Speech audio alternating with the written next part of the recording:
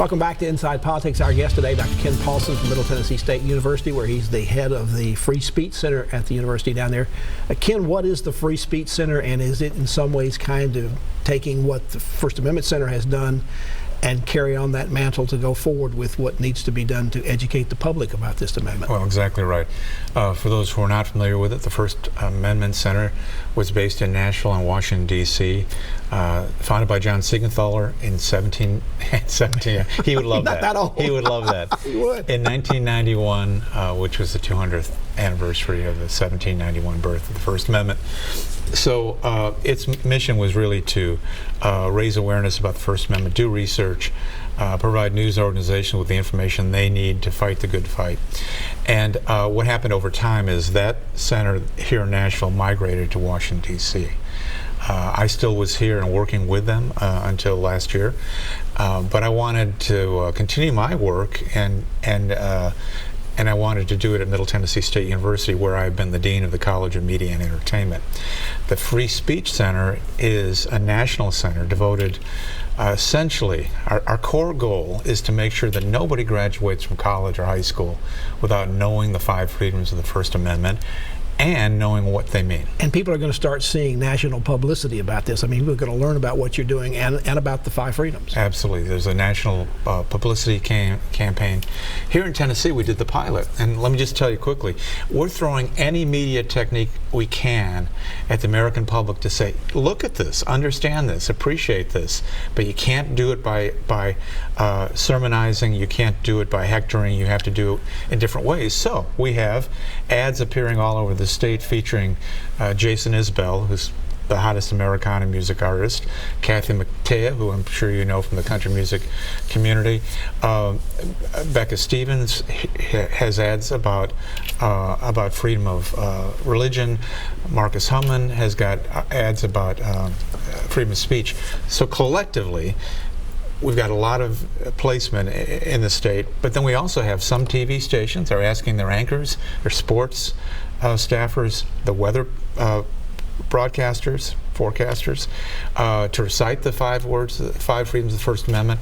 There are many, many things going on, and we very shortly take it national. Some of your materials that I've looked at also talk about the fact that, and I'll quote from this, the challenge comes when we exercise our free speech loudly and proudly, but fail to listen to the views of others. So there's a civility part in this too. We're not only having trouble, not only in the 5 freedoms of the First Amendment, we're not very civil with each other in our conversations anymore. Is that a social media outcome? Maybe. Maybe it's a shifting political tide in America. It's hard to know when people are yelling at each other all over the world. But my point is, freedom of speech has no value if no one is listening to each other. Because you have to remember, the First Amendment promises everyone can say what they want to think, and in theory, in the marketplace of ideas, we get smarter as a nation by taking criticism into account and compromising and moving forward. We lose that power as a nation if people stop listening. There's nothing new about the idea of fake news, but it's become an epitaph, and it's become something that people use because it's not because it's wrong, but it's because they don't like it. So in the area of civility, how do you deal with that? Because obviously there's a lot of fake news that is out there, but there's a lot that's being labeled that way that's not fake at all. Well, you know from your career, there's almost no fake news, not fabricated news, not phony news. The organizations we work for, and I spent years in the news business, including editor of USA Today, we'd be sued out of existence if you made up stories. They're not fake news. They're stories that are not flattering to whoever is calling it fake news. But everybody lives in their own little bubble today, and with smartphones on their hip, they can be their own editor, they can be their own reporter, and they can be part of getting it out there, and people will like it, retweet it, whatever they want to do. It exacerbates it, but it's not just about social media when you have major networks dedicated to the left and right agenda. Well, but that's not completely new. We can go back in the 18th century, and there were newspapers that were founded to elect people president and certain points of view, and they printed things in their paper that weren't true about the other side. Yeah, so we survived that. How do we survive this? Well, first of all, and your point is, yeah, it goes back to 1791. In fact, as I talk to people about media bias, when you look at the history of media, in the 1950s, they were all biased and declared it proudly. I grew up in Chicago. Sun-Times declared itself to be a Democratic paper. The Tribune was a Republican newspaper. That was it. It's only in the last 40 years that papers have strived to be neutral. So actually there are more ethics about, the ethics today in American media, believe it or not, are stricter than they have ever been before. Anyway, we survived it in part because we had so many voices. You're also talking 7 newspapers in a city. Is journalism going to survive? That's the next question. I mean, you talked about these groups, the national groups that were supporting the museum, all had tough times. Is journalism as we know it going to survive? Is it even going to survive online? Is there a business model to keep that going? The news is going to survive.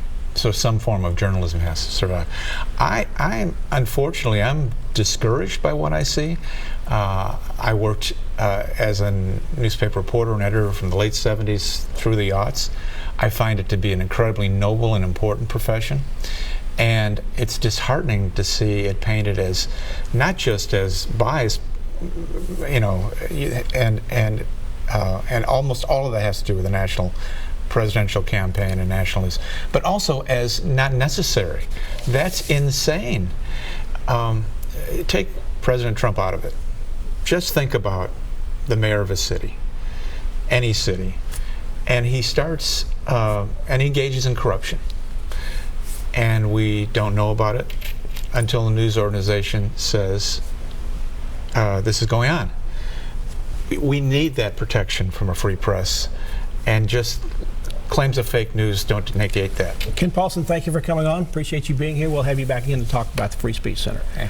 And thank you for joining us on Inside Politics. Hope you'll be back here again for a future show. If you can't get enough politics in the meantime, go to Luce Channel 5 website. You'll find my Capitol View commentary there. There's new commentary posted every Friday afternoon. Enjoy the rest of your weekend, and we'll see you back here next time. Goodbye.